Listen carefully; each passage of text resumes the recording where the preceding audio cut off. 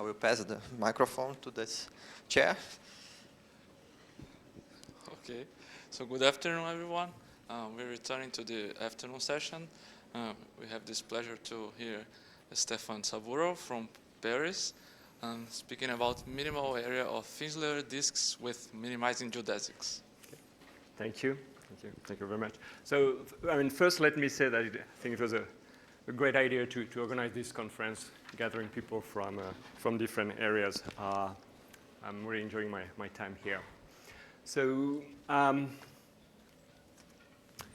so I want to talk, okay, so before I start, let me give some motivation. So I just want to go over what we know about isoembolic inequalities. So here, that's, I guess, the story starts with Berger. Yeah. I guess it was like in the 80s or around that time. So he proved this beautiful theorem that says that if you, okay, so here we have a closed Riemannian manifold, any dimension. And so he proved that the volume of this manifold is bounded from below in terms of the injectivity radius, okay? So that kind of thing. And it's a sharp result, and alpha n is just the volume of the canonical sphere, all right? And so you have a equality if and only if M is the round sphere. Okay. So that's a very nice result. It's true in any dimension, and there's no curvature assumption. Probably one of the first inequality like that. And he also had a conjecture, again in the 80s, that says that now, so it's sort of a local version of this theorem that says that if you take a ball BR in M, any ball, of radius R, and you want R to be less or equal than half the injectivity radius. Okay. And in that case, the ball should be of volume at least the volume of the hemisphere with the same radius, with the same intrinsic radius. Okay.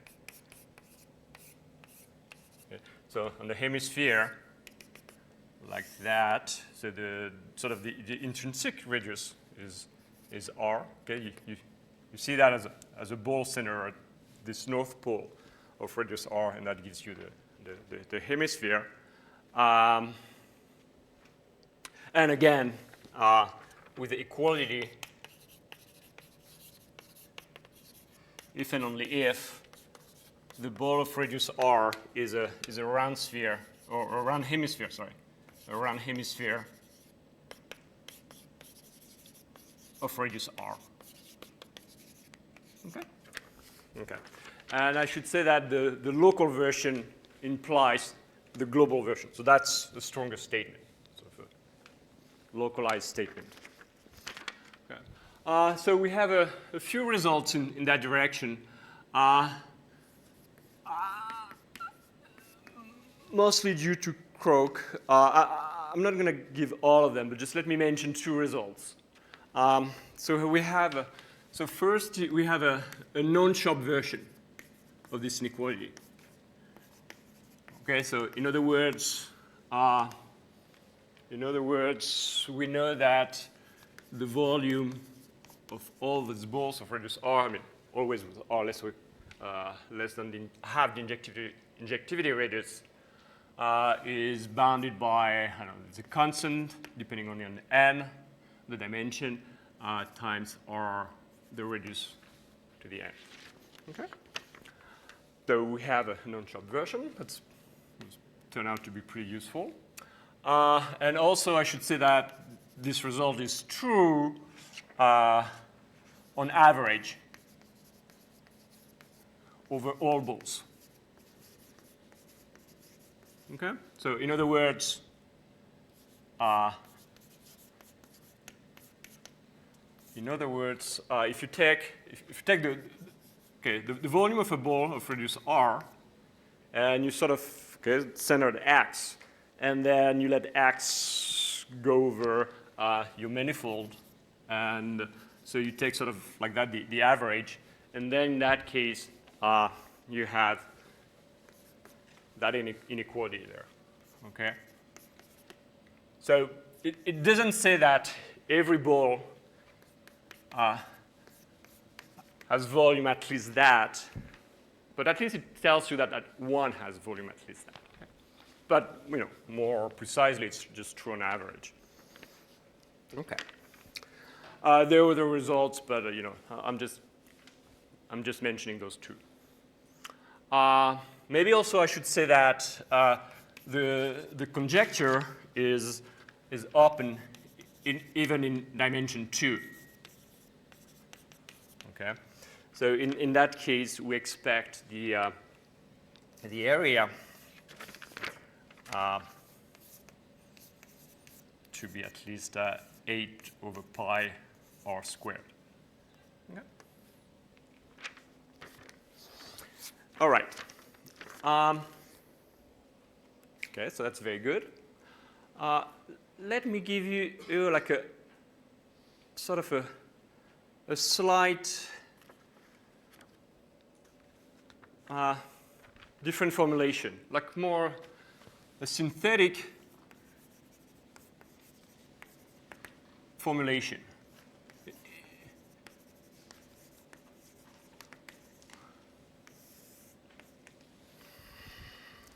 So in our case, okay, if you have a,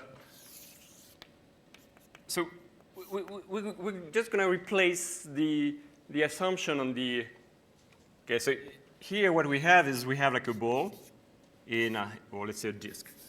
Okay, so from now on, I'm going to assume that n is equal to 2. Okay, be just easier. So we just have a disk in M. And we have a radius here that's half the injectivity radius. Just what I want to say is that, so if r is less than half the injectivity radius, you can see it's not so difficult, but I'm not going to do it, that if you take that all the interior geodesics are minimizing. Okay? So what I want to do is to replace this assumption on the injectivity radius by the fact that all interior geodesics. Okay. So replace, I don't know. I'm going to replace the condition on the injectivity radius by the assumption that interior geodesics are minimizing. Okay, so it's slightly more general. Okay. And if I do that, well, now I might as well forget about the surface. Okay, so now what I'm doing, I'm just considering a disk, a metric disk. You put like a remaining metric on it. So it's a metric disk. That means that you have there's a sort of a center. All the points inside the disk are at distance at most r from the center. And all the points on the boundary are at distance r from the center. Okay? So that's just a metric disk. And now my assumption is that all interior geodesics are minimizing. Okay? So yeah, I guess. So now the question is, let me write it down. So we want to find the minimal area of a metric disk of radius r. There's no, R is there's no injectivity radius, but the condition now is that whose interior geodesics are minimizing.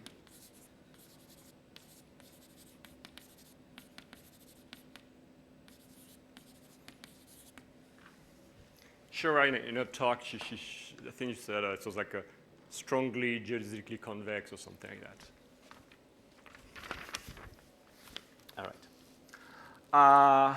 And here, what we can do also, so that's the problem, and still, we can ask the same question, and I think it's,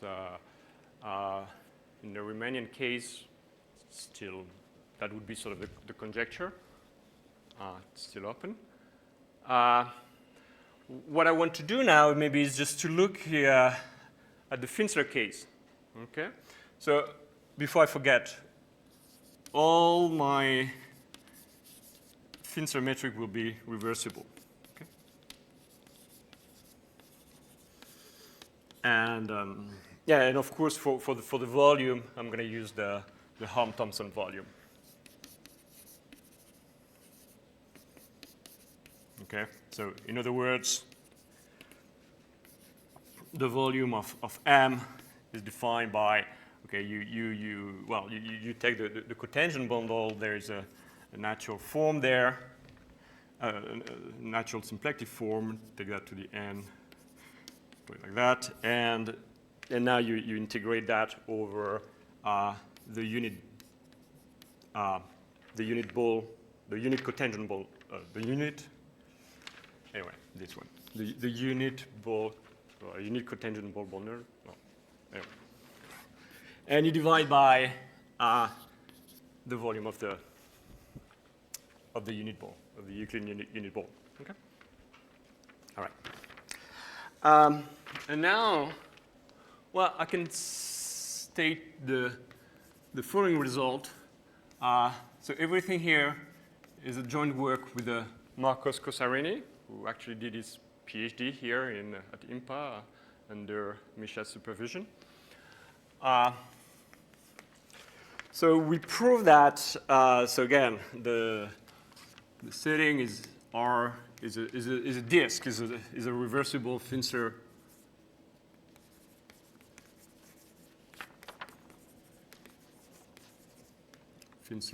metric disk. Of radius R. And as I said before, with minimizing geodesics, interior geodesic. Maybe another thing I should say with minimizing interior geodesics. Something here is that it's not necessarily convex, okay? And that's a bit, makes things a bit more complicated, but it's not necessarily convex, okay? You could have, it doesn't say that there's between 2 points there, we don't always have a geodesic between between 2 points, or at least an interior geodesics, okay? Right. So it's not necessarily convex. And so what we proved is that the area of the disk is 6 over pi, is at least 6 over pi r squared, okay, to be compared with this. All right. But here, what's interesting is that this inequality is optimal. Okay. In the Finsler case, this is the optimal metric. I mean, this is the optimal inequality. And I think what's also interesting is that it is attained by a non-rotationally symmetric metric. Okay? The extremal metric is not invariant by rotation, which to me was a bit surprising. I mean, I think, first of all, I was surprised not to get the round hemisphere as the equality case, even in the Finsler case, but I guess it's not the case. Okay, so maybe what I can do is tell you what sort of this extremal metric is, and then go over the proof or some idea of the proof. Okay. All right. Okay, so maybe, before I do that, let's start with a computation of some volume. Like, for instance, in the plane, take the plane with the L1 metric, and so what you do is you take actually just a quadrant of that metric, or let's say more like a quarter of the disk of radius r for that for the L1 norm. Okay, so that's r. That's r. Okay. So according to this formula here, what you do is that's in R2. So that's in R2, and then so you take the product. So in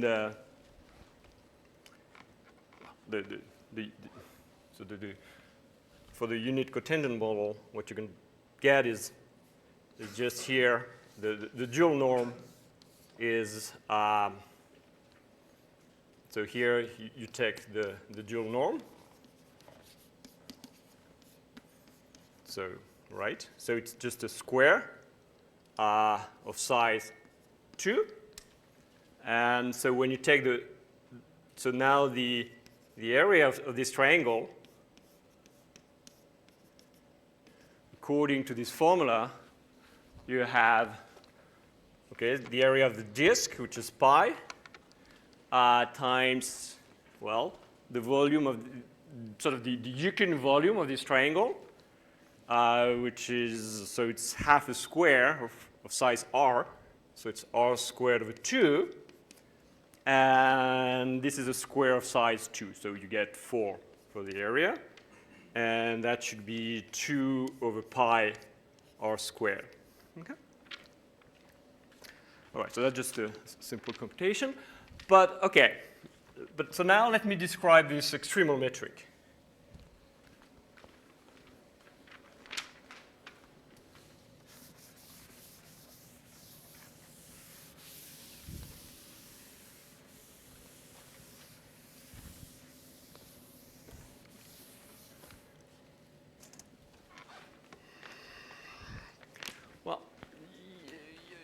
So the extremal metric, it's like you take, basically what you want to do is just to glue 3 copies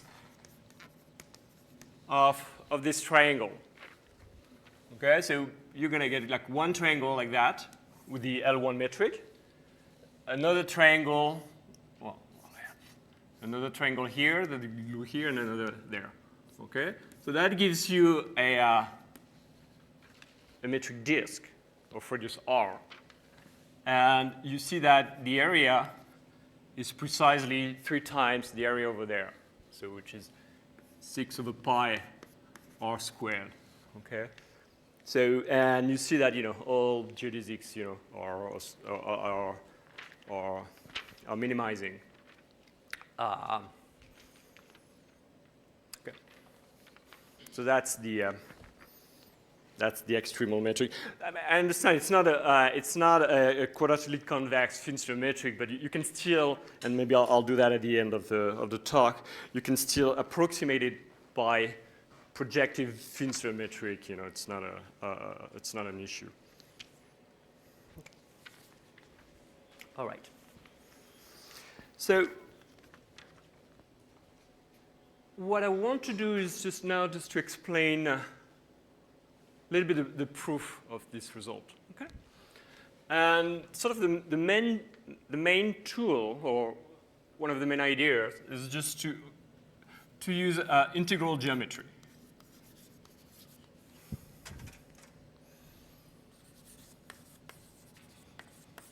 Okay. So let me go over that a little bit on the setup.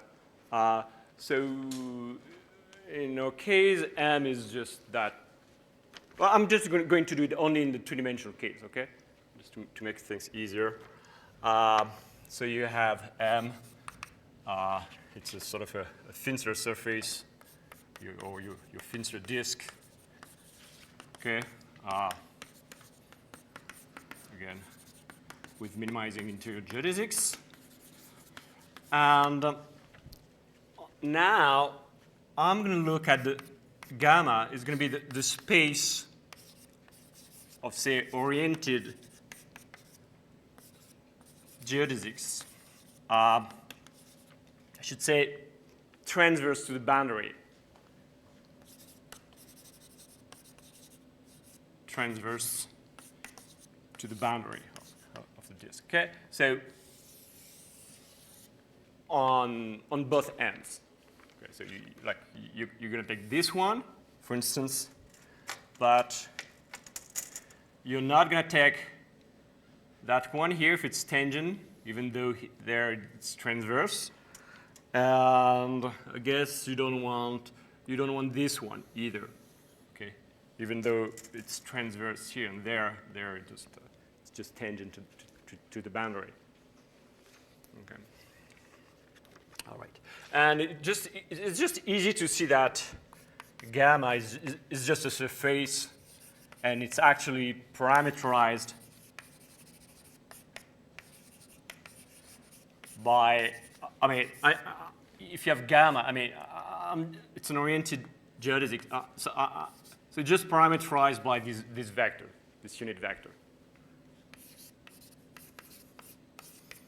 Okay, so it's in the unit tangent of M, but the base point is, of course, on the boundary.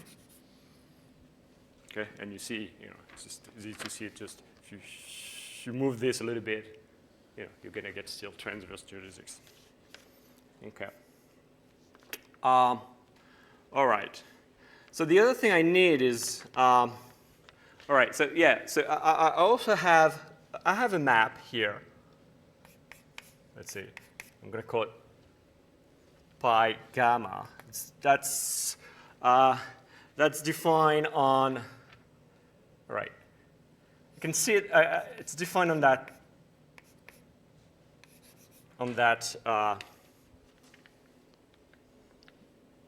Set of the unit cotangent bundle, but that you can actually identify with the unit tangent bundle.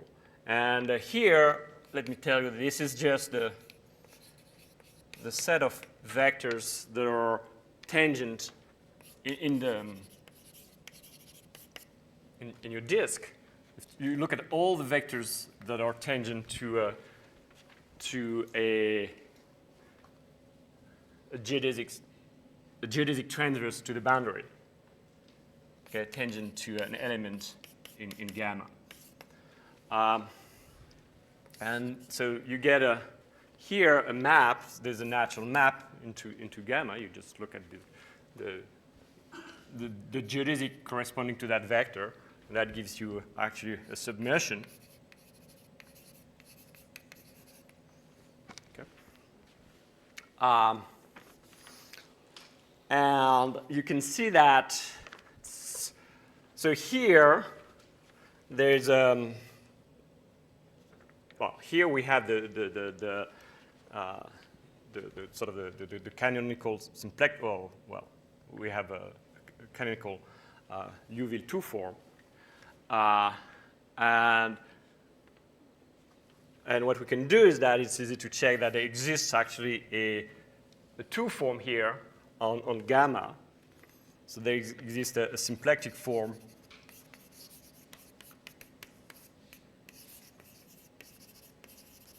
on gamma. such that the pullback of this two form is the Liouville two form, such that the pullback should give it a name. Let's say omega gamma, such that the pullback is omega. Okay. The two form I used to define the volume. Okay, so that's good. And just another notation is actually I'm going to define right here.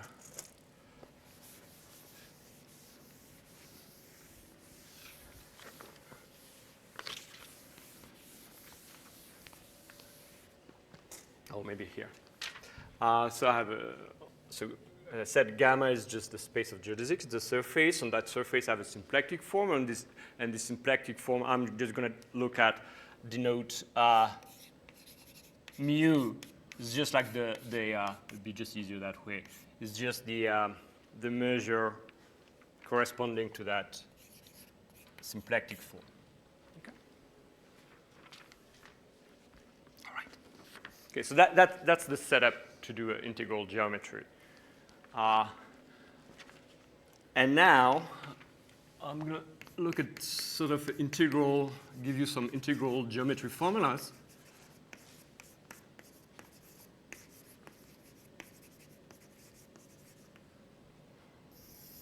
I mean, that's sort of a long story. Probably, maybe I should mention some names. It's just like Crofton. There is a Blaschke. Santalo,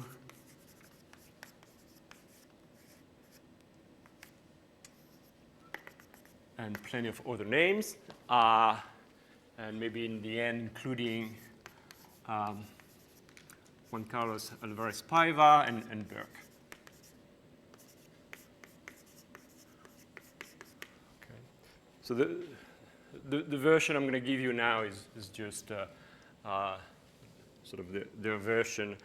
We actually needed to refine it a little bit just for technical details, but I'm not going to bother you with that.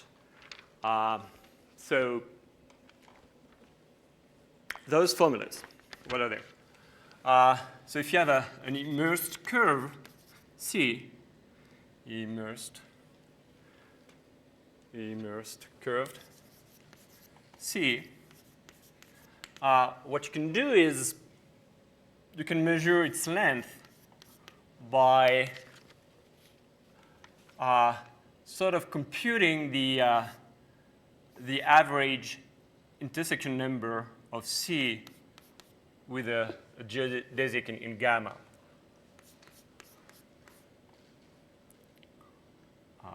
So gamma into C, okay. And then you integrate that. And the coefficient here is 1/4. Okay. So if you have like as I said, if you have a curve, what you can do is just look at all those things, all those transverse geodesics, and basically you just count the number of points, you integrate that, and that gives you the length of your curve. So there's something similar with domains. So if you want to measure the area of a domain, what you can do is do something a little bit similar. You're just going to integrate not the number of intersection points, but the length of the intersection of gamma with your domain.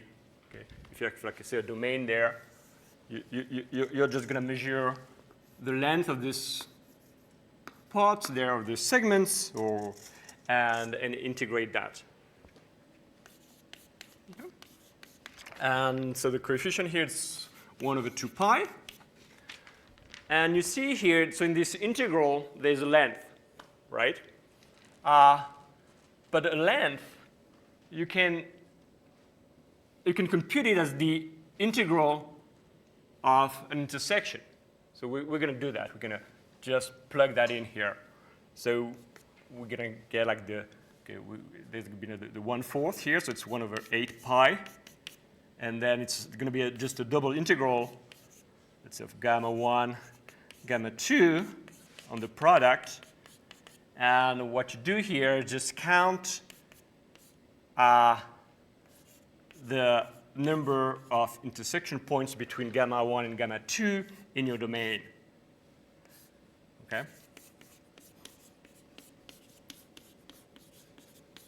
All right? So you here, you integrate over some things, and you have other things, and basically you just count in that domain the number of intersection points, and that gives you this formula.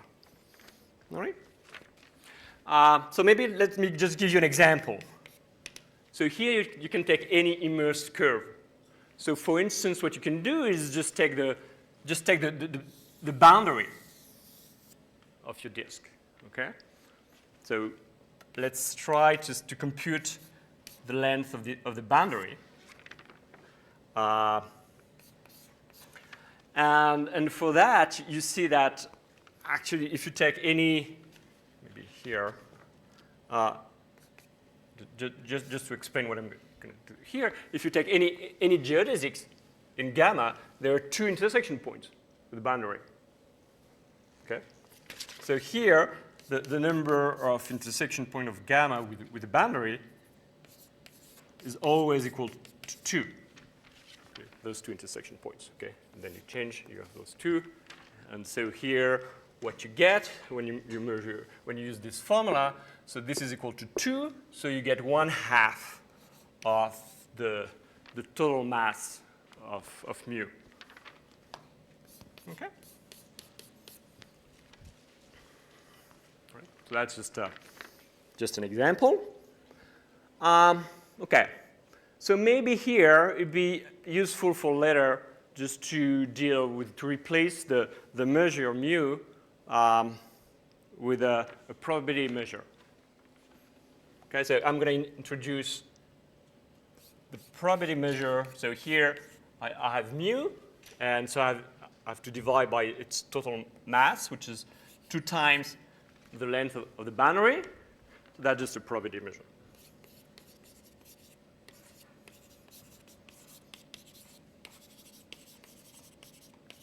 Okay. So if I do that, so now let me rewrite all those formulas with the probability measure. So here I have to divide by, if I divide by 2/L, and I do the same thing here, and let me put the 4 here. So it's 4 divided by 2/L, so it's 2/L. And here I just have the probability measure. Same thing here. I put the 2 pi here. Okay. And here I have to divide, in order to replace this by the probability measure, I have to divide by 2L. So if I divide by 2L, what's left here is pi/L. Well, let me double check. But that thing, well, I didn't write down, so. And so here, the same thing. I have the 8 pi. I have that, and then I divide by 2L. So 1 time here to get the probability measure, and a second time there. So if I have to divide by 4L squared, so it's going to be 2 pi over L squared. All right? That's a bit exciting. Well, let me erase that. Okay, I just need this. Okay, so have those formulas. And yeah, I'm going to erase that. All right. Okay, so have 3 formulas.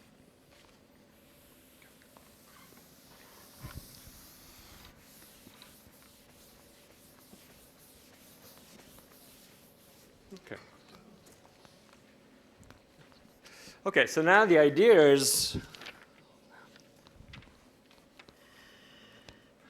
let's say I'm going to just take n random geodesics. Okay? So I'm going to take n independent, identically distributed random geodesics.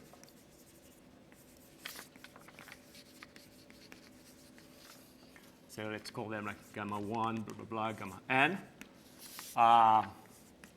Of course, with probability distribution P.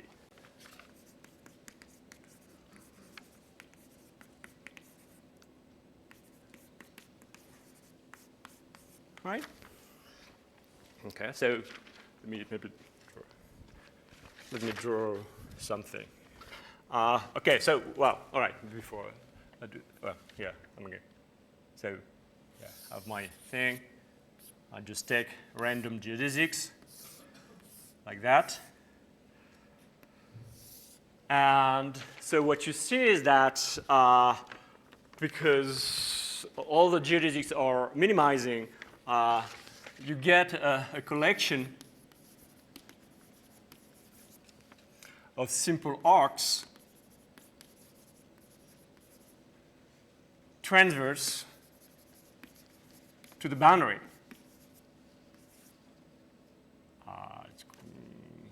Yeah, okay. And also, I should say that they intersect, those arcs intersect each other at most one.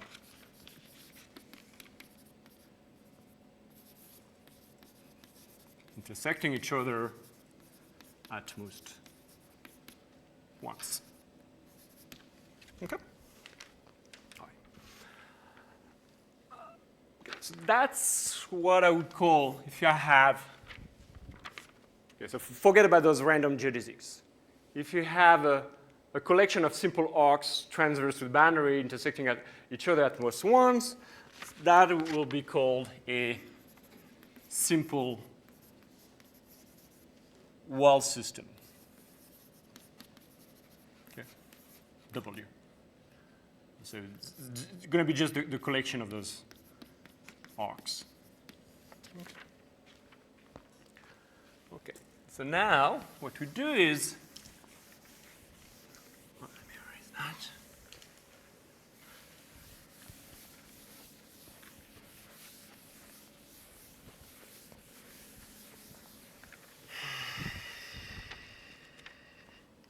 So now what we want to do is to apply the law of large numbers. Okay. So apply actually the weak is enough. The weak law of large numbers. Actually, you want to do that in a uniform way. It doesn't really matter. So what you get is, at the end, you get, so well, when you apply the law of large numbers, you see that with probability converging to 1, as n goes to infinity, so we have, well, what we have is, okay, so we have this, say you want to apply this when C is just a interval. Okay, you have like an interval there, X and Y, and you just have like this sort of, and when I say interval, I really mean a geodesic, okay? So when you apply this law of large numbers, that tells you that what you get when you take this average,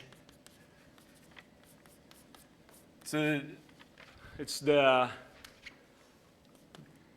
average here. So as I said, I apply that to that segment. It's going to be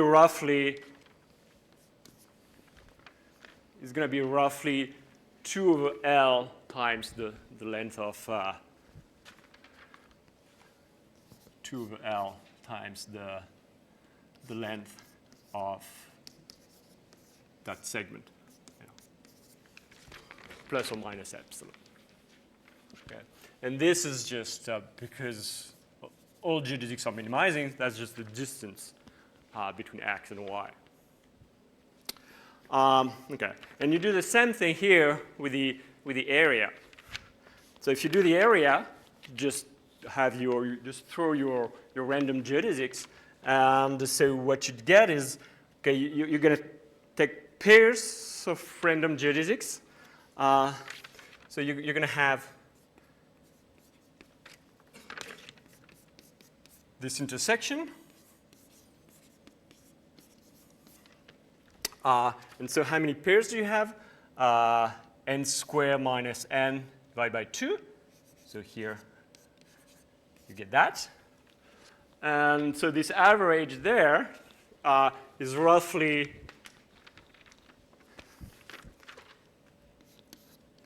two pi over L squared times the area of your disk, again, plus or minus epsilon. I should say here that you have to be a little bit careful here, because that's not true that if you look at those pairs, even though the geodesics are independent, you take independent geodesics at random, the pairs are not. Okay, so this is not completely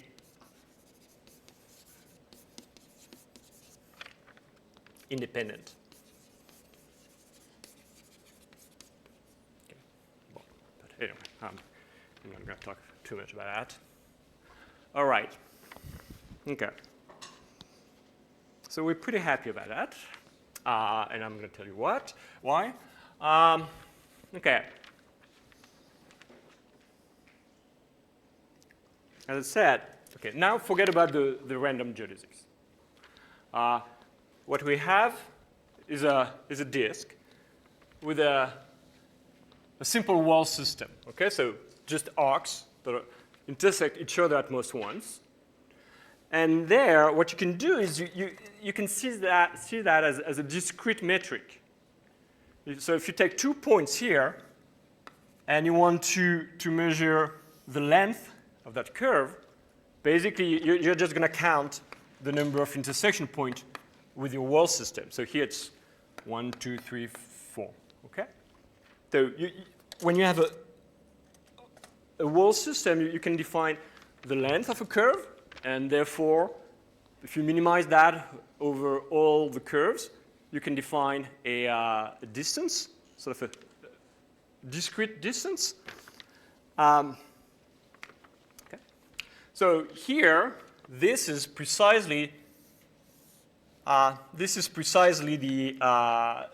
length, for that definition of my geodesic connecting x and y. Okay.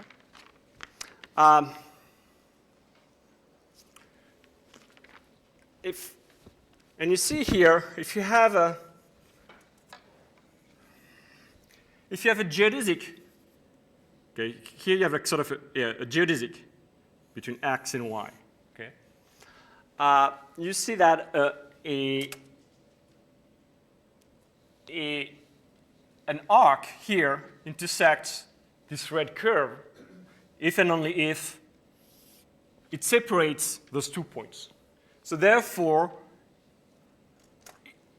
it's going to contribute to at least 1 to any curve connecting those 2 points. And therefore, what you can see is that it's not too difficult to see that this is actually also the distance. This is a geodesic for the Finsler metric, but in some sense, it's also a geodesic for the discrete metric. Okay. All right. So you see there's kind of a way to, if you think in terms of discrete metric, there's a way to approximate your Finsler metric with a discrete metric, like that. And for the area, it's the same thing. again, you in this context, you have this wall system, any wall system, and a way to define the area for this discrete metric is basically just to count the number of intersection points. Okay? So that's what it is. And that gives you a notion of area. And that's exactly what you get here. This is just the area of M for your wall system. Okay. All right. Okay. So now,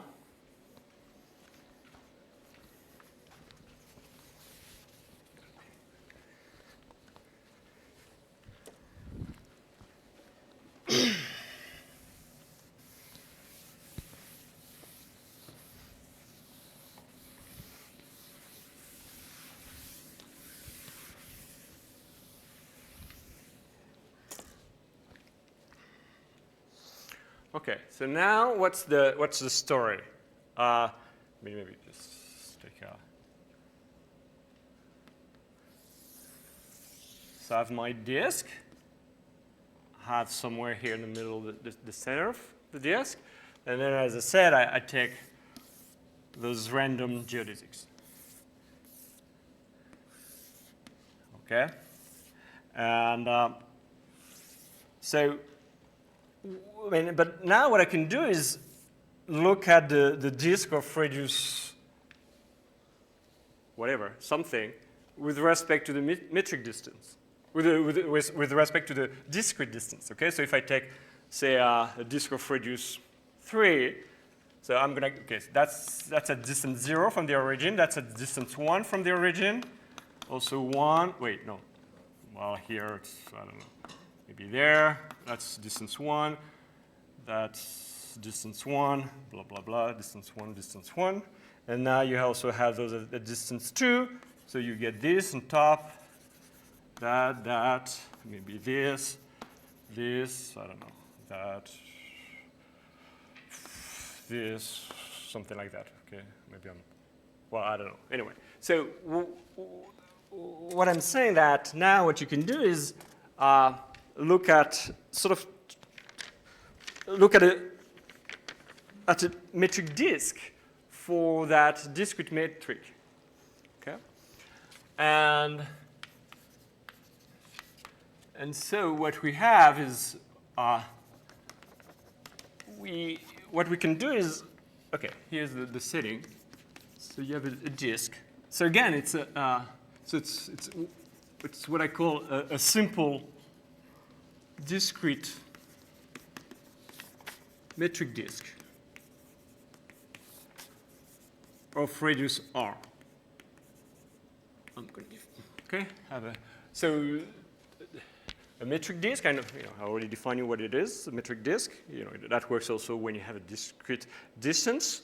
And it's simple because, here I'm considering only a simple wall system. But, the whole theory, you can sort of apply it when you have a curve that has self-intersections, or, when they have more than one intersection point, okay? So you want that simple thing, and the reason you want it to be simple is because of what I said here. You want basically your geodesics to be minimizing. That's right. Okay, so in other words, that's sort of the discrete analog of my previous setting. And there, what you can show is that the area of the disk is, you have this inequality there, okay? And maybe I should say that furthermore, the inequality is attained by a unique wall system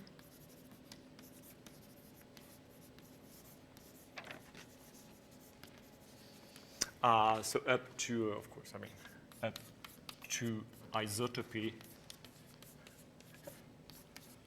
preserving the center of the disk. Okay. So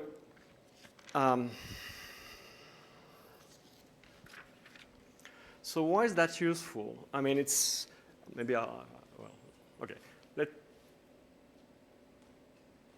Just one word why it's useful, and then maybe I'll talk more about it later. But why it's useful is because now you have like a discrete setting, and so you can take sort of an extremal object, and you can play with the combinatorics of your wall system, and you see that there'll be some configuration that are forbidden, and you can play with that. Maybe I'll do an example if I have time. I don't know at the end.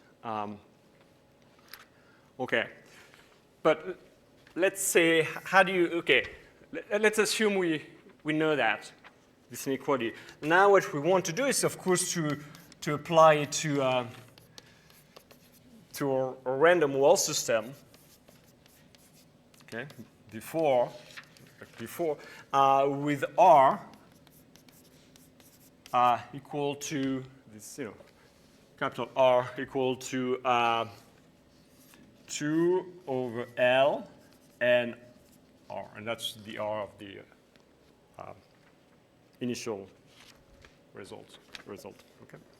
So if we do this, and then when we apply it, what do we get? Okay. So let's try to see. So that tells us that the area of a disk, so it's at least 3/2 of that squared. Okay? But we also know because of this. Oh, yeah, right, yes. But, yeah. Sorry. Yeah, I mean, we have to use this. We have to use this just to see that this disk of radius R for the discrete metric is going to be close to that disk. Okay, and the reason is when here the distance is R. Okay, when this distance is R from the discrete metric, that means that you apply that. I don't know. You get that what you get here for the Finsler metric, it's going to be using this inequality. It's going to be it's going to be L over 2n R, something like that. And that's why I picked R to be what it is. So this is just my disk. Okay. So I'm just saying that the two disks. I mean that discrete metric disk sort of almost coincide with the initial metric disk for the Finsler metric. And okay, so I apply what's over there, and I get here. I get the n squared minus n divided by 2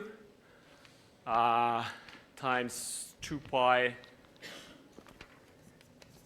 divided by L squared and times the area of M. Okay? So this is roughly n squared, so forget about that. This is roughly n squared, so it cancels out with this one. I don't know, the 2 here and the 2 here, same thing with the L squared. And so here you get 4, okay, you take, so basically you get what you want.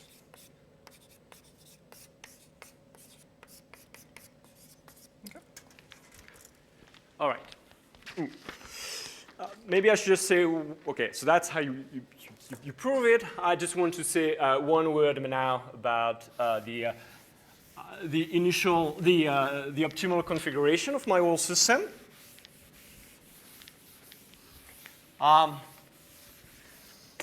Like, okay, the extremal configuration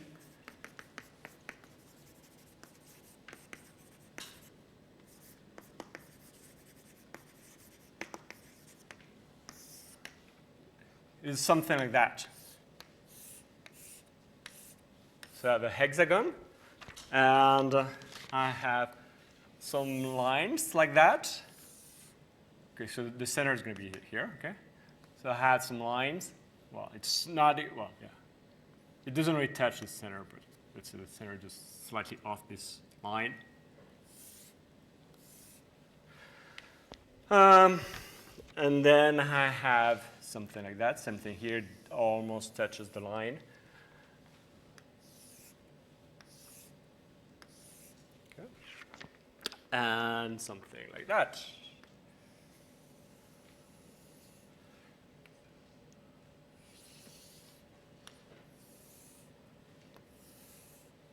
Oh, no, it's wrong. No, it's correct. It's correct. It's correct. Sorry. It's correct. Okay, so here, if you look at this triangle, now, what you see is, okay, I'm going to put it here. What you see is just like a lot of lines like that. Okay, vertical lines corresponding to those lines there, and a lot of lines like that. So you see that to go from this point to that point, you know, you basically just take the L1 norm. And so you hear this triangle is just this L1 quadrant. Okay, so, well, you know, but of course you take this, just the distance. And you have a second one here and a third one there, okay, with the L1 norm. And you see here, if you want to go from this point to that point, it costs you 0. Okay? So what you're doing, that means that what you're doing here, you're just gluing those spots. Okay? And that's how you see how you really see your the extremal metric there by gluing together those three quadrant of the L1 plane. Okay. So yeah, I guess I'll stop here.